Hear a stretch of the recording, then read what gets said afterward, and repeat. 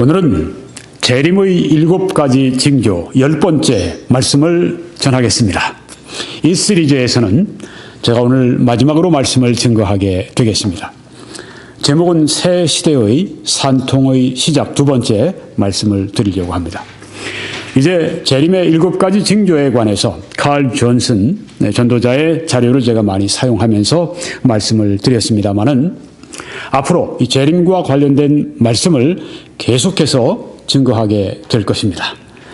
그래서 오늘 이 말씀이 마지막이 아니라 요 한 시리즈의 마지막이고 앞으로 계속해서 이 그리스도의 재림을 대비할 수 있도록 모든 성도들을 촉구할 수 있는 그런 말씀을 앞으로도 계속 증거하겠습니다. 기대하시고 기도해 주시기를 바랍니다. 재림의 7가지 징조, 칼 존슨은 이렇게 말했습니다.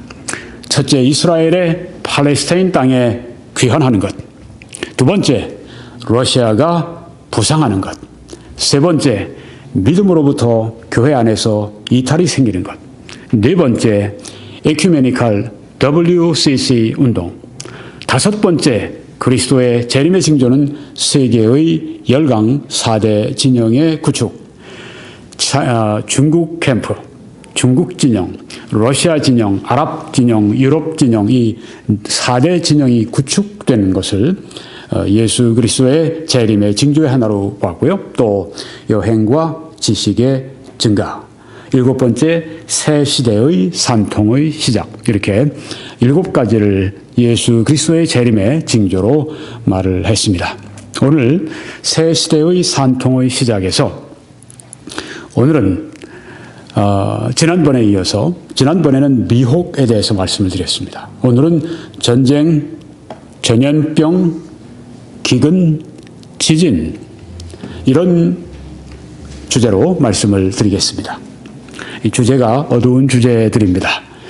오늘 우리가 이 말씀을 보면서 정말 이 세상이 살아가는 것이 쉽지가 않구나.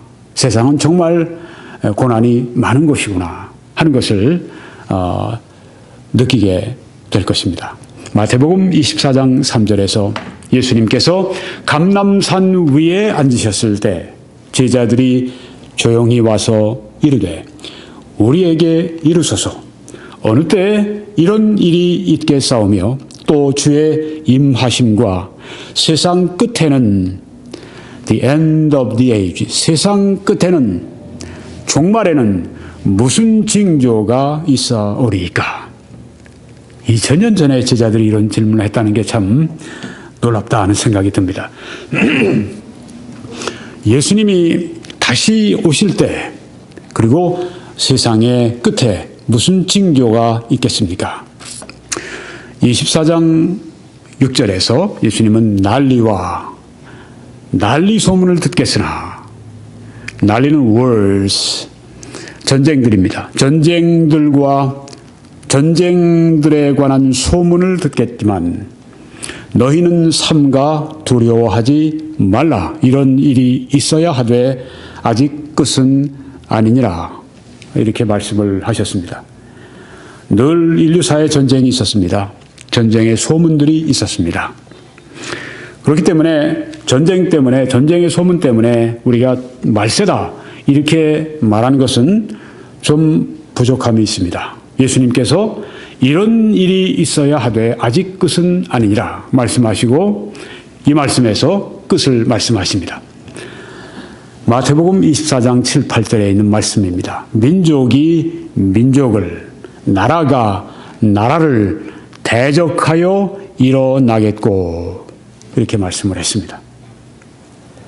그리고 곳곳에 기근과 전염병과 지진이 있으리니 이 모든 것은 재난의 시작이니라. 여기 재난은 헬라어로 오딘이라고 쓰여져 있습니다. 이것은 산통입니다. 어머니가 자녀를 낳을 때 가지는 그 산통, 이 모든 것은 산통의 시작이니라.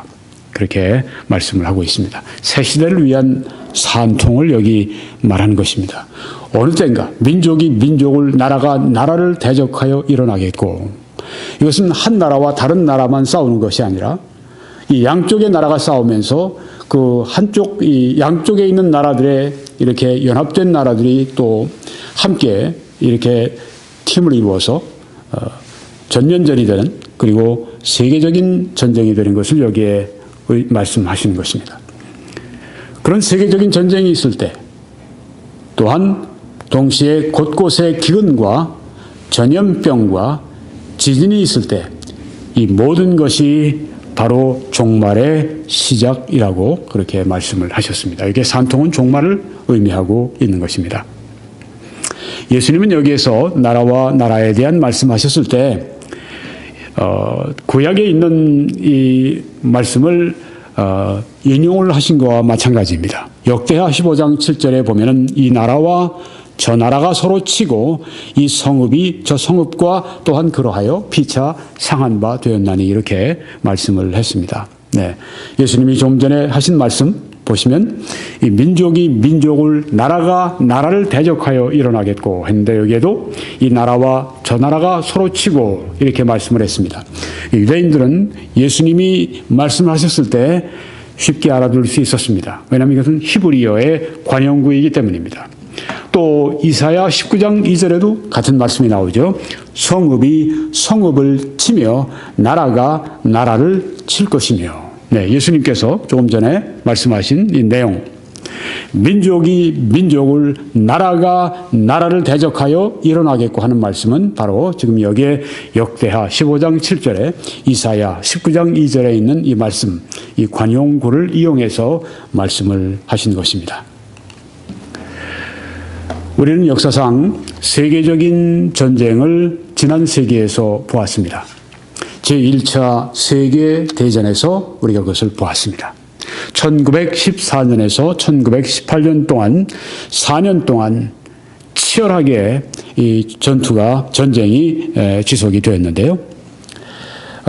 온 세계, 그 당시 알려진 세계 많은 나라들이 그 전쟁을 벌인 제1차 세계대전, 처음에는 The Great War, 아주 큰 전쟁이다, 그렇게 역사가들이 이름을 붙였지만 후에는 이름이 이렇게 바뀌었습니다. 제1차 세계대전이다.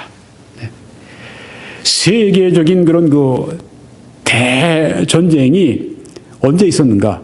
역사상 지난 세기에 한 100년 전에 있었다고 하는 것입니다. 제1차 세계대전.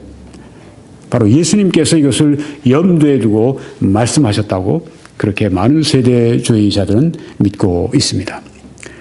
제1차 세계대전은 어디에서 벌어졌는가? 유럽에서도 벌어졌고요. 아프리카 땅에서도 벌어졌고요.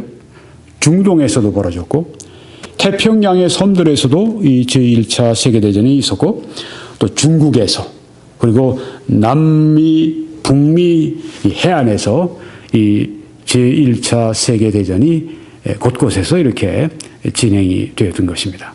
여러분 거기에 보시면 여러 가지 이 싸우는 장면, 무기, 이런 것들을 그 사진을 여러분이 보실 수가 있습니다. 이때 양쪽 진영에서 이 그 군사들이 동원됐는데 숫자만 7천만이었었다고 합니다. 어마어마한 숫자죠. 그 중에 군이 900만 명이 죽었고 민간인이 600만 명이 사망을 했다. 그렇게 그 기록이 있습니다. 합해서 1,500만 명이 죽었는데요.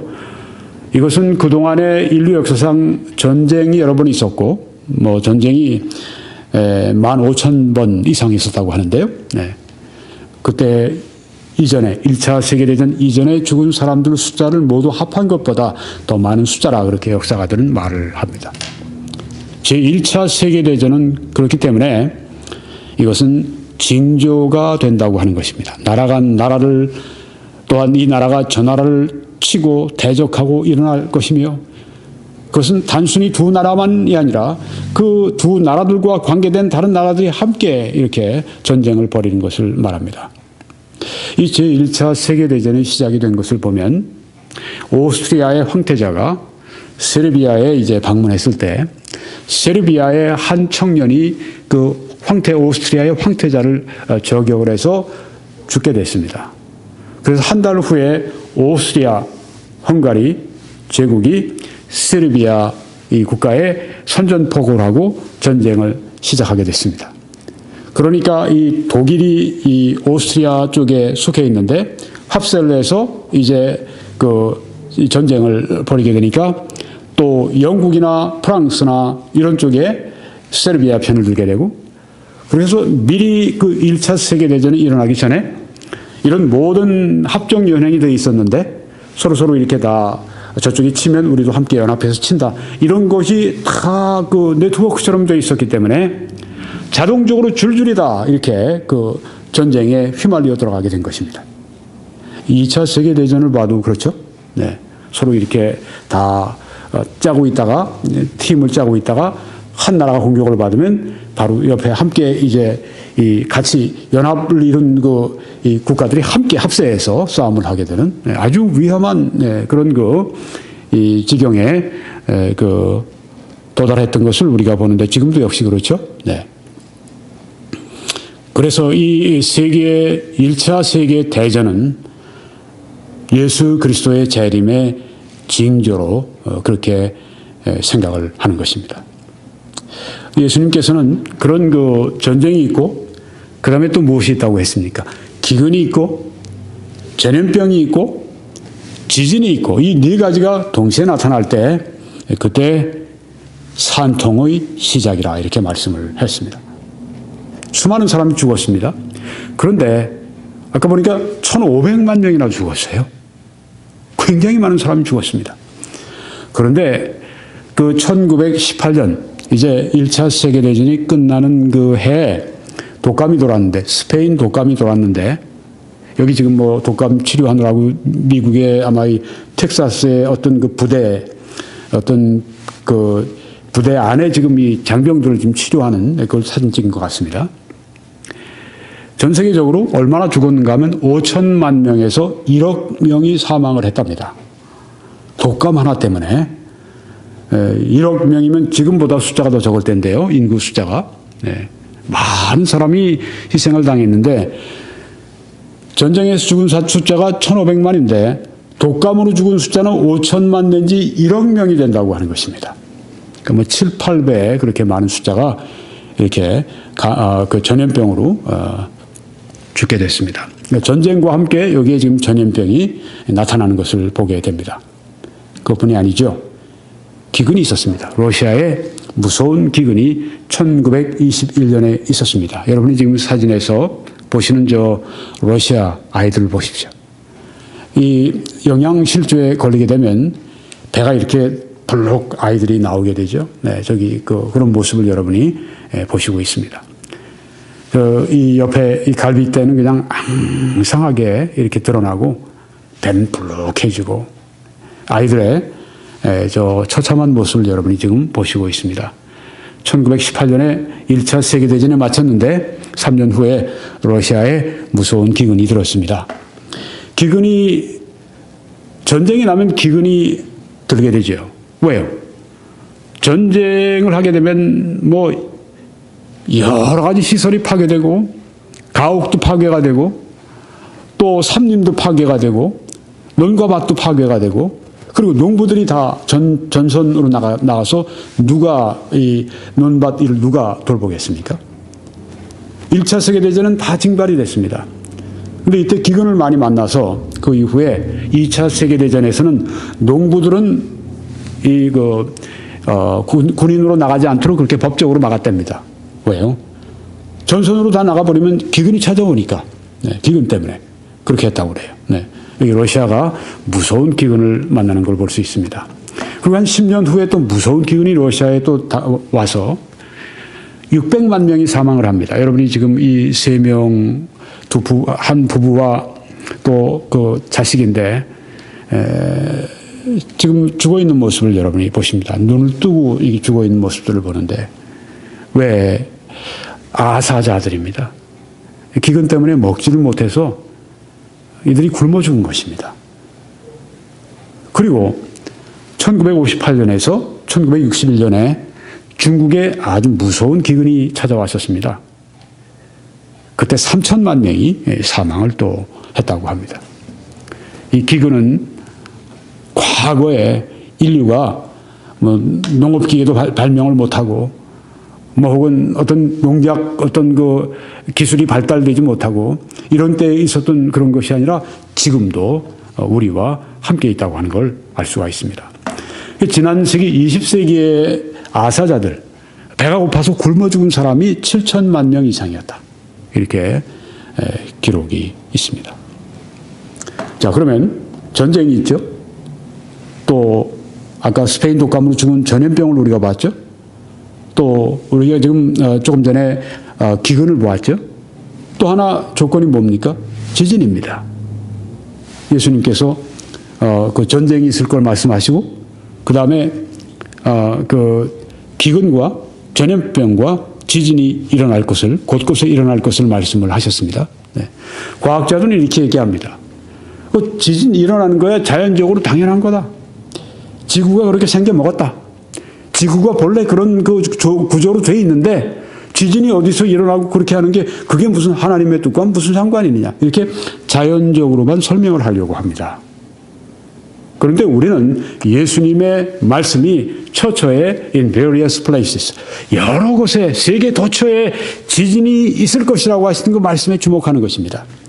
오늘날처럼 예수님 시대에 지진에 대한 지식이 있었겠습니까? 과학 지식이 있었겠습니까? 예수님은 주로 그 갈릴리 유대 땅 거기에만 계셨지 다른 데 나가보신 적이 없습니다. 세계 여행을 한 번도 해보신 적이 없어요. 어렸을 때 이집트에 다녀오신 곳, 네, 부모님 때문에 부모님의 품에 쌓여서 다녀오신 곳, 그거 외에 예수님이 해외에 나가서 지진이 일어나는 뭐 이태리나 혹은 뭐 다른 지역을 보시고 하신 말씀이 아닙니다. 예수님이 신성을 가지신 분으로서 미래의 일을 예언해서 하신 말씀 가운데 처처에 곳곳에 지진이 있을 것이라고 그렇게 말씀하셨는데 바로 그것에 우리가 주목하고 있는 것입니다. 과학자들은 사람이 어떻게 생긴 것인지에 대해서도 별 관심이 없어요. 그냥 우연히 된 것이다. 그냥 그 돌연변이로 됐고 그냥 무생물이 어떻게 미생물로 진화해서 먼지 같은 것이 미생물로 진화해서 그런 것들이 이제 이런 고등생물이 되었다 이렇게 설명을 하고 그냥 만족한다고 얘기를 합니다.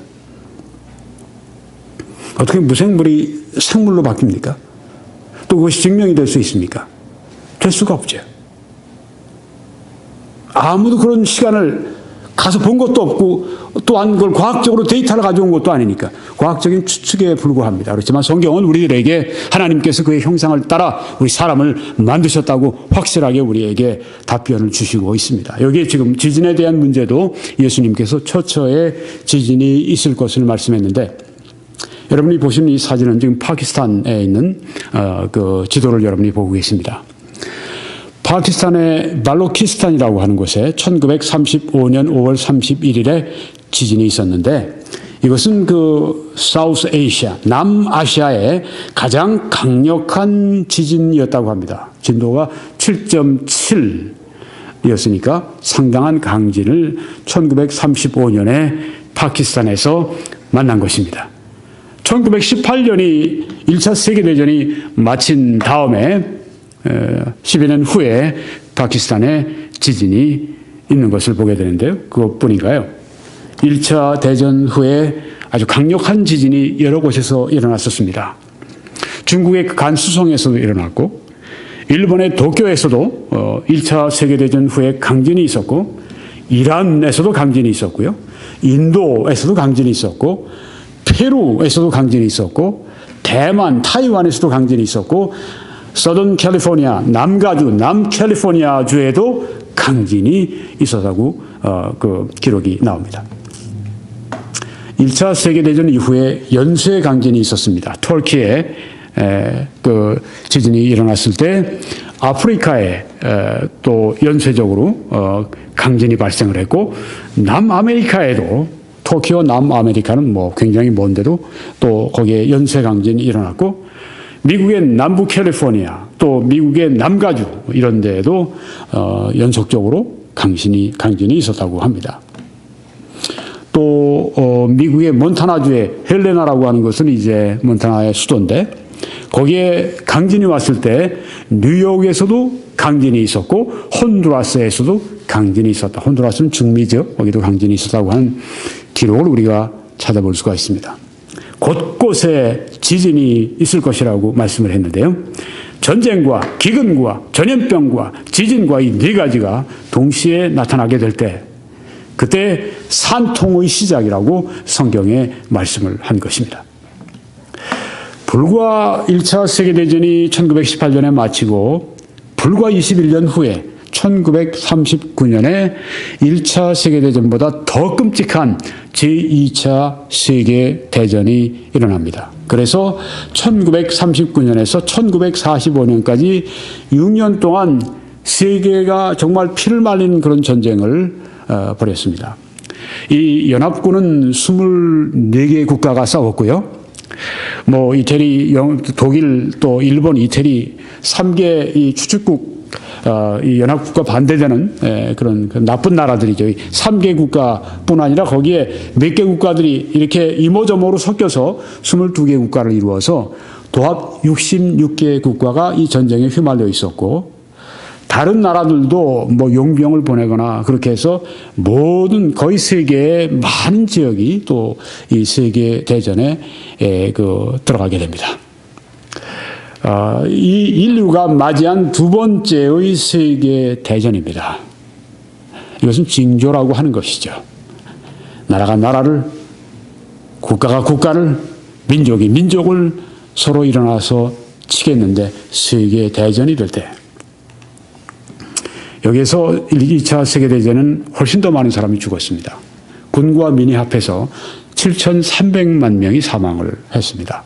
1차 세계대전은 1,500만 명인데 이게 거의 5배나 많이 사람들이 또 죽어간 것입니다. 어마어마한 숫자인 것입니다. 비참한 그런 그 역사의 기록입니다. 그럼 현재는 좀 나을까요? 사람들이 1차 세계대전, 2차 세계대전을 겪고 나서 몸소리를 쳤습니다. 다시는 우리가 이렇게 세계적인 전쟁을 벌이지 말아야 되겠다. 어마어마한 피해를 사람들이 입는 것입니다. 그 뭐 죽은 사람들뿐 아니라 죽은 사람들의 가족을 생각해 보세요. 나라는 인재를 잃었고, 공장이 파손됐고, 학교가 파손되고, 교회가 파손되고, 가옥이 파손되고, 기관시설이 파손되고, 아주 잿더미가 되고 아주 그냥 가난한 가운데 또 일어나는 이런 현상 때문에 사람들이 정신을 좀 차렸죠. 그래서 국제연합도 만들고 유엔도 만들고 그렇게 했습니다. 그럼 오늘날은 좀 낫습니까? 오늘날은 이제 전쟁이 없는 세계가 됐습니까? IEP라고 하는 이 조사기관에서 이것은 이제 경제와 평화 연구센터 그런 기관인데요. 여기에서 최근에 보고서를 냈습니다. 불과 2년 전에 2014년에 보고서를 냈는데 165개 국가를 조사해 보니까 그중에서 분쟁에 개입되지 않은 나라가 오직 11개의 나라밖에 없다. 이렇게 발견했다고 하는 것입니다. 그중에 일본이 포함돼요.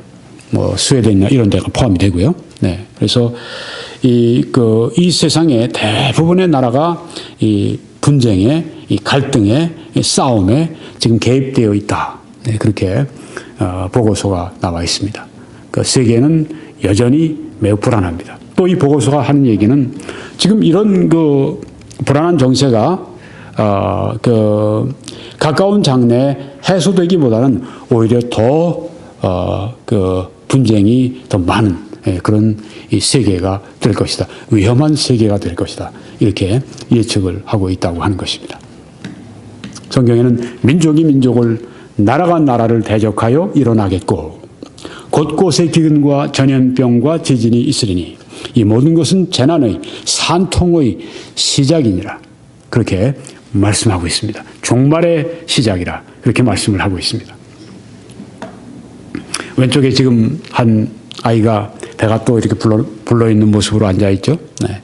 이것 때문에 많은 사람들이 각성을 했다고 하는데요. 이 사진 때문에.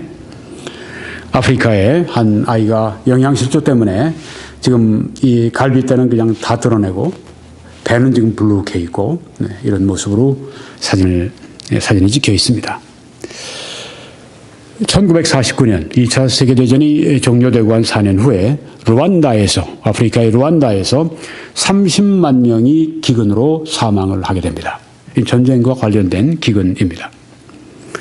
1970년대 중반에 아프리카의 에티오피아에 무려 100만 명이 사망을 하게 됩니다. 기근 때문입니다. 그리고 그 국민 2,200만 명이 아주 심한 어려움 가운데 빠졌었던 때가 바로 이때입니다. 그리고 1983년에서 85년 중반에 아프리카의 수단에서 또 이 기아로 말미암아서 25만 명이 사망을 하는 그런 일이 또 있었습니다. 왼쪽에 사진 보시게 되면 이건 아프리카의 아이들이 아니라 러시아의 지금 아이와 또 어른 같아요. 둘 다 앙상한 지금 그런 상황인데 아들을 지금 먹이는 것 같은 그런 모습을 지금 보여주고 있는데 1921년에 기근이 있었던 때입니다. 형이 동생을 먹여주는 건지 하여튼 지금 앙상한 두 아이의 모습을 볼 수가 있습니다. 1992년 중반에 아프리카의 소말리아에서 또 30만 명이 기아로 사망을 하게 됩니다. 기근이 있었기 때문입니다. 우리나라 이 북한에도 1994년에서 98년에 북한에 무서운 기근이 있었죠. 그래서 아사자가 얼마가 났는지 분명한 통계가 안 나오지만 전문가들이 24만 명에서 심지어 350만 명이 사망했을 것이다. 이렇게 말을 합니다. 여러분 지금 위성에서 찍은 사진을 보십시오. 남쪽에 우리 특별히 서울 그 근방으로 한 경기도 이런 곳은 아주 대낮같이 환하지 않습니까? 저쪽에 지금 대전 또 저쪽에 대구 또 밑으로 여기에 왼쪽으로 보면 광주 이런 지역은 환한데 지금 북한을 보십시오. 새까맣지 않습니까? 평양이 조금 희미하게 빛을 비치고 있고 미국의 어떤 대통령이죠. 한국과 대한민국과 북한의 이 차이, 부시가 얘기했군요. 차이를 이 위성 사진만 보면 대번에 알 수 있다. 이 위성 사진 한번 보십시오. 이게 경제의 차이입니다. 새까맣지 않습니까? 북한이요. 그쪽 압록강 넘어서 이렇게 보면 만주 땅에 그 중국 그쪽에는 또 훤한데 거기만 좀 새까맣습니다. 이게 지금 북한의 실상이라고 하는 것이죠. 그런데 불과 지금 한 20년 전인가요? 가장 높은 통계는 무려 아사자들이 350만 명이 이르렀다고 하니까요. 북한이 지금 좀 낫습니까? 지금도 힘들죠. 지금도 어렵죠. 그래서 얼마 전에도 사람을 잡아먹느니 그런 얘기도 있었고, 끔찍한 그런 이야기가 나옵니다. 이 기근, 무서운 것입니다. 이 기근이 떠난 것이 아닙니다. 오늘날처럼 과학 문명이 발달해 있고 오늘날처럼 무역이 성행하는 이런 시대에도 곳곳에 이런 무서운 기근이 있는 것인데 예수님께서 처처에 전쟁과 더불어서 기근과 전염병과 지진이 곳곳에 있을 것이라고 예수님께서 말세의 징조를 말씀을 했습니다. 이런 것들이 다 함께 나타나게 될 때 그때가 바로 말세의 산통의 시작이라고 예수님께서 말씀하셨습니다. 그뿐입니까? 2005년에서 2011년에 이 아프리카의 나이지리아 또 동아프리카 지역에서 무려 15만 명이 기근으로 사람들이 목숨을 잃고 있습니다. 이렇습니다. 여기에 지금 보면 어머니가 아이들 둘을 지금 안고 있는데 아이들이 둘 다 울어요. 왜요? 배가 고프니까 우는 겁니다. 줄 게 없는 거예요. 지금 아프리카 지도가 나와 있습니다. 이렇게 좀 누런 부분으로 띠가 되어 있는 것은 사하라 사막의 밑부분을 가리킵니다. 원래 사헬이라고 하는데 그 지역에 사는 사람들이 지금 1천만 명이 기근의 위기 가운데 지금 빠져 있다고 합니다. 또 많은 사람들이 죽어나오게 될 거란 말이죠. 지금 사하라 사막이 1년에 한 50km씩 이렇게 사막을 확장한답니다.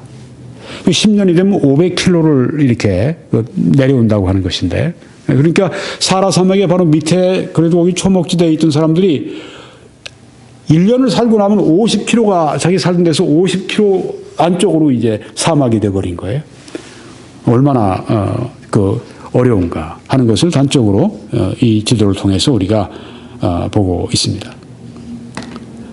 IPCC라고 유엔의 그 패널인데요. 이 기후 변화에 대한 그 보고서가 2014년에 유엔에서 발표된 것이 이렇습니다. 이 보고서는 IPCC 보고서는 전쟁, 기아, 전염병의 암울한 그림을 그린다. 기후 변화가 일어나고 있으며 이에 영향을 받지 않는 사람은 세상에 아무도 없다. 영국의 한 정치 신문에서 제가 이거를 자료를 뽑았는데요. 그러면서 영국의 신문이니까 이 기후 변화 때문에 어려움을 겪을 나라 중에 영국이 제일 어렵다. 이런 이야기를 거기 하더라고요. 네. 그래서 여기 보니까 셋이 함께 가지 않습니까? 전쟁과 기아와 전염병, 삼형제입니다. 기후 변화가 이렇게 되면 결국 전쟁이 일어난다고 하는 거죠. 그리고 기아, 그리고 전염병. 네. 이 세 가지가 함께 가는데 예수님이 이미 오래전에 말씀하셨잖아요. 나라가 나라를 치고 민족이 민족을 대적하고 그리고 처처에 여기에 보는 것처럼 기근이 있을 것이고 전염병이 있을 것이고 예수님이 하나 더 말씀하셨습니다. 지진이 있을 것이고 이때가 산통의 시작이니라. 언제나 이런 일들이 있었지만 이런 일들이 한꺼번에 대규모로 나타날 때 전쟁도 세계적인 전쟁이 될 때 그리고 기아나 전염병이나 지진이 함께 이렇게 나타나는 현상을 보게 될 때 그때가 산통의 시작이라고 예수님께서 말씀을 하셨습니다. 이것을 우리가 기억해야 합니다. 네, 여기 지금 WHO 세계보건기구의 이 깃발이 여기 지금 나와 있는데요. 이 WHO에서 바로 얼마 전에 전문가들이 모여서 인류를 위협하는 8개의 전염병을 규정을 했습니다. 그 중에는 이제 메르스라고 지난해 한국에서 굉장히 그것 때문에 애를 먹었었죠. 네. 그 메르스도 여기에 포함이 되는데요. 에이즈 같은 건 여기 포함도 시키지 않습니다. 왜? 그건 이제 많이 약도 개발이 되고 그러니까 에이즈가 무서운 건데도 집어넣지 않고 제일 무서운 8개의 전염병, 인류를 지금 위협하는 8개의 전염병을 지금 규정하고 있습니다. 이 세계 곳곳에 전염병이 창궐 하고 있다고 하는 것입니다. 한국에도 지난해 얼마나 그것 때문에 우리가 손해도 많이 보고 그것 때문에 얼마나 사람들도 죽고 얼마나 흉흉하고 그랬습니까? 8개 전염병이 지금 세계 곳곳에 창궐하고 있다고 하는 것입니다. 네. 민족이 민족을 나라가 나라를 대적하여 일어나겠고 곳곳에 기근과 전염병과 지진이 있으니 이 모든 것은 재난의 산통의 시작이니라. 예수님께서 이렇게 마태복음 24장 7, 8절에서 말씀을 하신 것입니다. 지진. 2차 세계대전 이후에도 지진이 계속이 됐습니다. 여러분이 지금 보시는 사진에 집이 폭삭 주저앉았죠. 이게 1960년에 5월 22일에 칠레에서 있었던 강진입니다. 이것은 역사상 기록된 지진으로서는 최고로 강한 지진이었다고 합니다. 9.5였다고 하니까요. 대단한 무서운 강진이었습니다. 이때 6천 명이 사망을 했는데 이게 칠레니까 이만큼 죽었지. 만약에 이게 뉴욕이나 혹은 우리 한국 같은 서울이나 도쿄 같은 이런 지역에서 9.5 강진이 그 도시의 중심에서 그게 이 지진이 터졌다고 할 것 같으면 훨씬 더 많은 사람이 죽었을 겁니다. 60만 그 이상 막 사람들이 죽어나갔을 거예요. 네, 칠레에 무서운 지진이 있었습니다. 그 다음에 16년 후에 1976년 7월 28일에 중국의 당산, 네, 우리나라에서 별로 멀지 않아요. 당산에서 7.8의 지진이 났는데 그때 무려 25만 5천 명이 사망을 하고 도시가 완전히 괴멸한 상태가 됐다고 합니다. 여러분이 지금 보시는 이 사진에 보면 완전히 건물이 그냥 주저앉았지 않습니까? 이 무서운 지진이 당산에 있었습니다. 근데 중국 정부가, 공산당 정부가 정도를 통제하기 때문에 이 정도지, 어떤 전문가들은 실제로는 50만, 어떤 많이 보는 사람 80만까지 여기서 죽었다, 이렇게, 지진 때문에 죽었다, 이렇게 보는 사람들이 있더라고요. 네. 무서운 지진이 지금도 우리 주변에 있다고 하는 것입니다. 여기 캐나다의 밴쿠버 이 지역도 지진지대입니다. 네.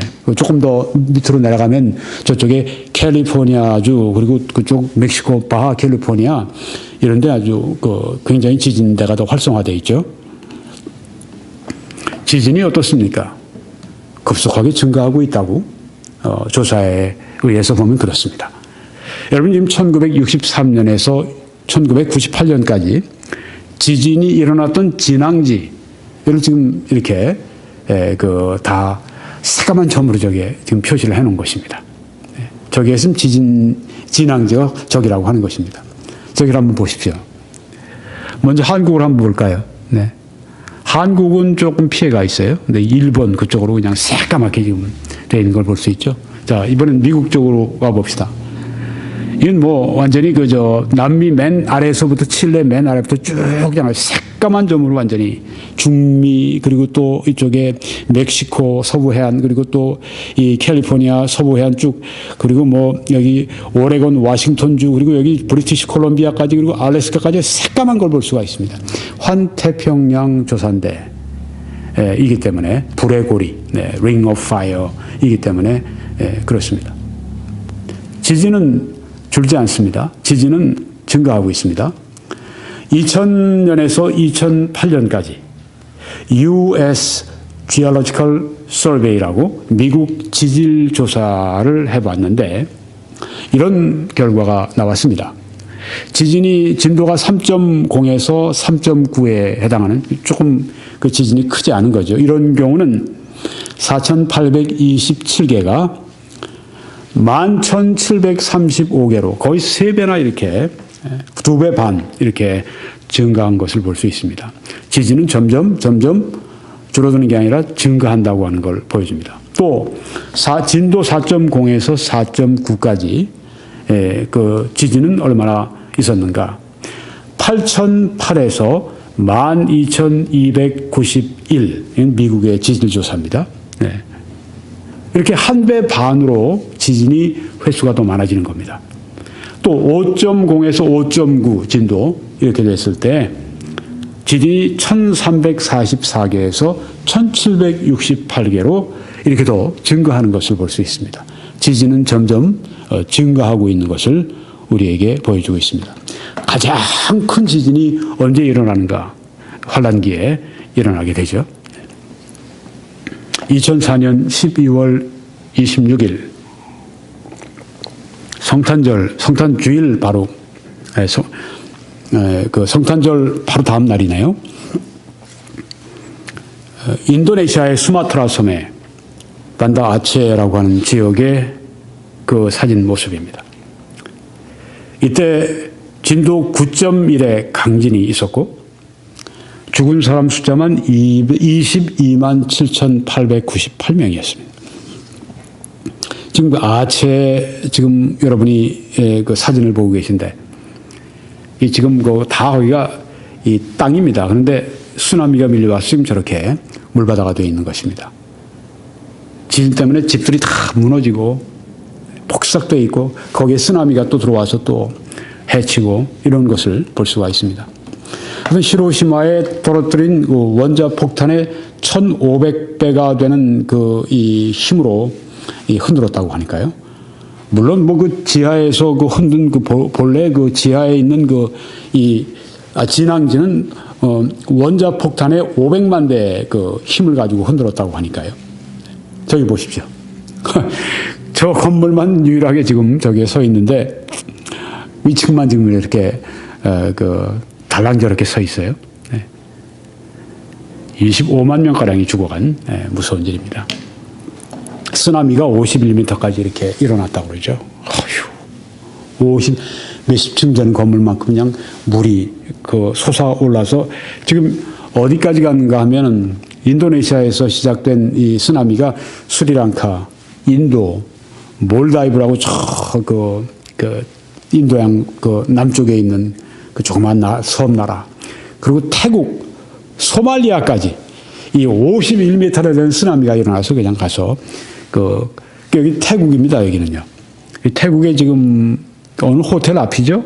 갑자기 물이 그냥 사람들이 이상하지 않은데 이 쓰나미가 몰려와서 사람들이 지금 뭐 허겁지겁 막 뛰고 이게 뭔가 하고 지금 그런 상황을 여기 보여주고 있는데요. 네. 이런 지진과 거기에 따른 그 쓰나미. 그런데 또 엎친 데 덮친 격이죠. 3개월 후에 여진이 또 거기에 반다아체에 또 여진이 쳐서 8.6 진도로 흔들어서 그때 또 1313명이 사망을 했습니다. 그뿐인가요?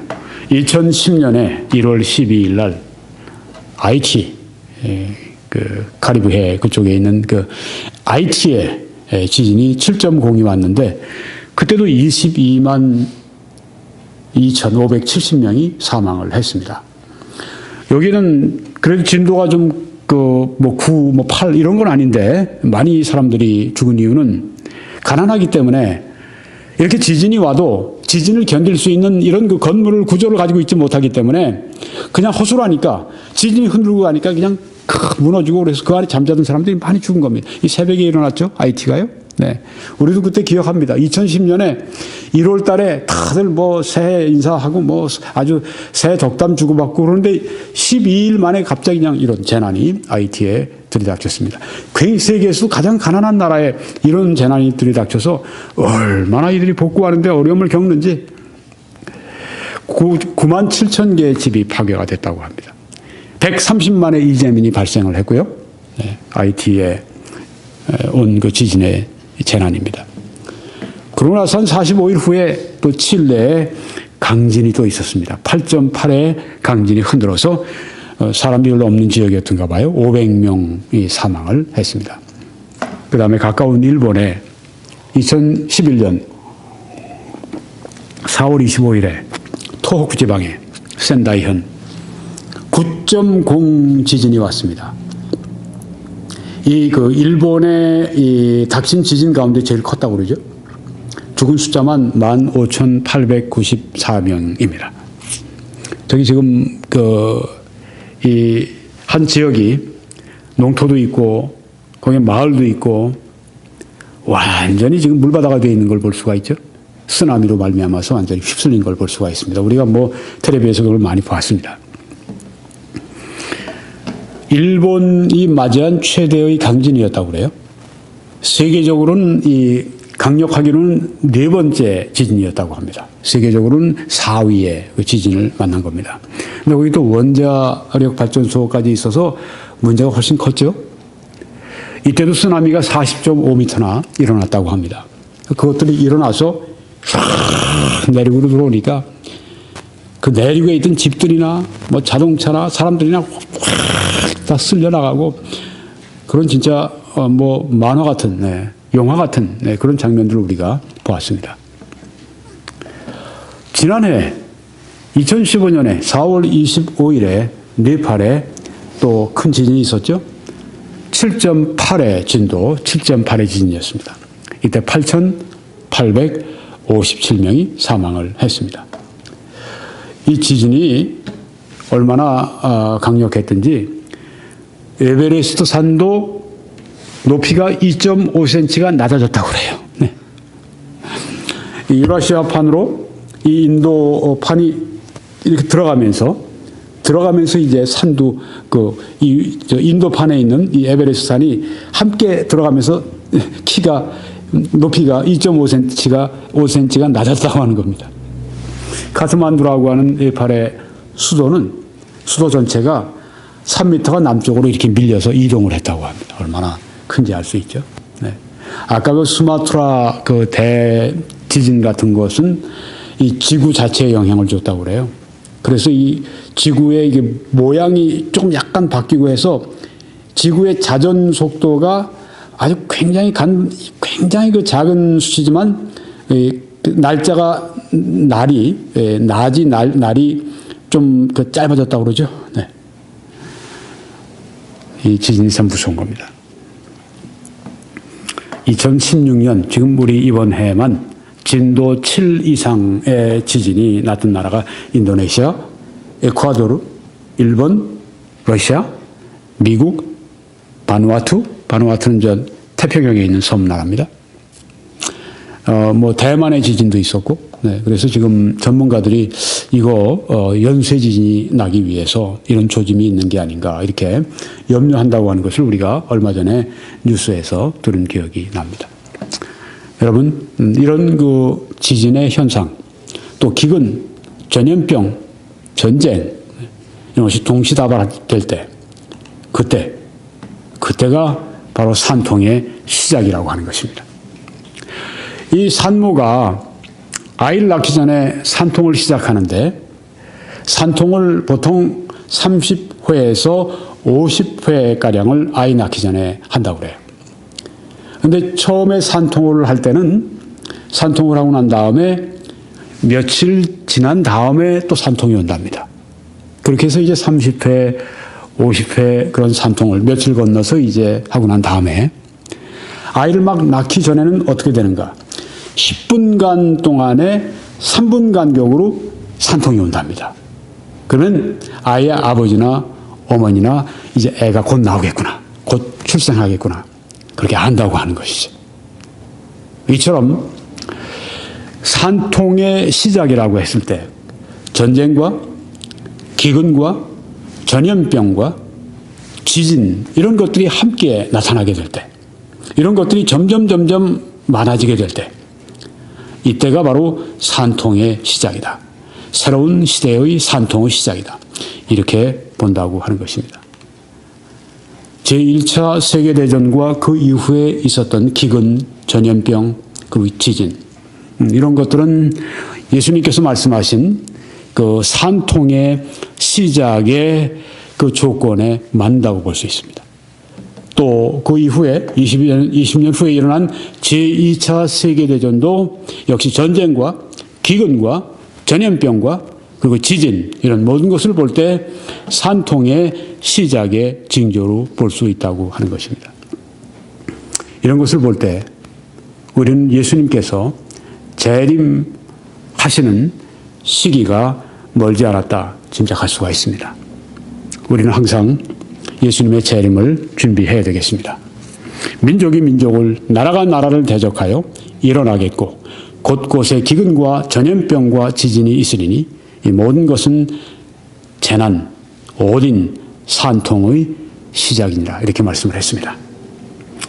예수님의 재림을 우리가 준비하고 살아가야 하겠습니다. 어떻게 해요? 거룩한 삶을 살아야 되겠습니다. 거룩한 삶은 하나님의 뜻을 따르는 삶입니다. 이 성경에 말씀한 대로 우리가 살아가는 삶입니다. 그리고 또한 거룩하신 성령의 인도하심을 따라 살아가는 삶입니다. 거룩한 삶의 기준은 여기에 있습니다. 그래서 우리는 늘 이 거룩한 삶의 기준을 봐야 하고 또한 우리가 이 거룩한 말씀을 읽을 때 거룩하신 영이신 성령께서 감동하심으로 말미암아 이 안에 기록된 거룩한 말씀이 우리 안에서 거룩한 생각으로 거룩한 감동으로 우리에게 다가오게 하시고 우리를 거룩한 삶으로 인도하시는 그 힘이 되게 하십니다. 하나님의 말씀을 먹는 것은 거룩한 삶을 위한 양식을 취하는 것입니다. 성경을 소홀히 하는 것은 거룩한 삶을 소홀히 하는 것입니다. 성경을 가까이 하는 것은 거룩한 삶을 가까이 하는 것입니다. 성경과 가까워지셔야 됩니다. 누군가가 성경을 가까이 하면 죄로부터 멀어지고 죄를 가까이 하면 성경으로부터 멀어진다고 말하지 않았습니까? 하나님의 말씀을 여러분이 매일같이 상고하셔야 합니다. 그리고 이 말씀을 진지하게 공부하셔야 됩니다. 시간을 내셔야 합니다. 또한 기도하셔야 합니다. 그리고 여러분의 보물을 하늘에 쌓아두시기를 바랍니다. 이 땅에 우리가 살아가는 것은 잠시입니다. 안개와 같습니다. 그렇지만 주의 백성이 하늘나라에서 받을 상급은 영원한 것입니다. 하늘의 가치를 두시고 하늘의 소망을 두시고 여러분이 살아가시기를 바랍니다. 이 땅에서 하는 모든 일들이 하늘에서 가치 있는 일이 되게 하시기를 바랍니다. 이 땅에서 하는 모든 일들이 하나님의 영광을 위해서 살아간다면 그것은 하늘의 상급이 기다리고 있는 것입니다. 하늘나라를 위해서, 하나님의 나라를 위해서, 그의 몸된 교회를 위해서, 복음을 위해서 여러분들이 여러분의 시간과 재능과 또한 여러분의 재물을 헌신하시길 바랍니다. 제가 지난번에 한국에 방문했을 때 필그림 하우스를 방문해서 설립자이신 이동원 목사님과 면담도 하고 또 이동원 목사님의 안내를 받아서 제가 이제 그 건물과 밖에 있는 그 공원 철로역정 공원을 제가 다 둘러보면서 사진도 찍고 그렇게 했습니다. 가면서 보니까 두 분이 있는 걸 보았습니다. 그분들은 한국 이 사회에 그 분야의 전문가들이에요. 그분들이 시간을 내서 그 낮에 와서 거기에서 뭐 돈을 받고 하는 게 아닙니다. 자기들이 그 경험과 자기들의 지식과 자기들이 돈 들여가면서 거기에 와서 한 분은 공사를 다 감독하고 있고 한 분은 총동상을 조각하는 또 이런 것들을 조각하는 조각가예요. 둘이 뭐 같이 의논하고 같이 대화하고 거기에 우리가 지나가면서 이제 같이 그 어울리고 교제하고 또 함께 다니고 그렇게 했던 기억이 납니다. 우리가 이제 다 둘러보고 이제 다시 건물 안으로 들어오니까 건물의 한 곳에 회의실에 그런 이 한국 사회 뭐 각층의 아주 전문가들이 다 자기의 재능과 시간과 재정을 다 들여서 그 필그림 하우스를 세우기 위해서 거기 모여든 겁니다. 그래서 이동원 목사님이 오셔서 회의를 주재하기를 기다리고 있었더라고요. 그들은 하늘의 보물을 쌓아두고 있는 것입니다. 이것이 필요하다고 하는 것입니다. 예수님께서 너희는 이 땅의 보물을 쌓아두지 말고 하늘의 보물을 쌓아두라고 했습니다. 하나님의 일에 헌신하시기 바랍니다. 시간이 항상 있는 게 아닙니다. 곧 지나가고 맙니다. 젊었을 때부터 하늘나라를 위해서 하늘의 보물을 쌓아두는 삶을 살아가시기를 바랍니다. 충성된 사역을 하십시오. 이것이 바로 예수 그리스도의 재림을 대비하는 길입니다. 결론을 짓고 마치겠습니다. 오늘 재림의 7가지 징조 10번째 마지막 말씀을 증거했습니다. 오늘은 새 시대의 산통의 시작에 대해서 말씀드리면서 종말의 징조로 전쟁과 전염병과 기근과 지진이 함께 이렇게 동반해서 나타나게 될 때 예수님이 산통의 시작이니라, 종말의 시작이니라고 한 그 말씀에 오늘 우리가 주목을 했습니다. 말씀을 마치고요. 이제 시청하신 분들께서는 www.21church.com으로 들어오셔서 혹은 유튜브에 들어오셔서 김홍기 목사 이렇게 써놓으시고 여러 가지 말씀들을 다른 말씀들 한 330여 개가 지금 올라가 있습니다. 시청하실 때 하나님의 크신 은혜가 여러분들과 함께 하시기를 축원합니다.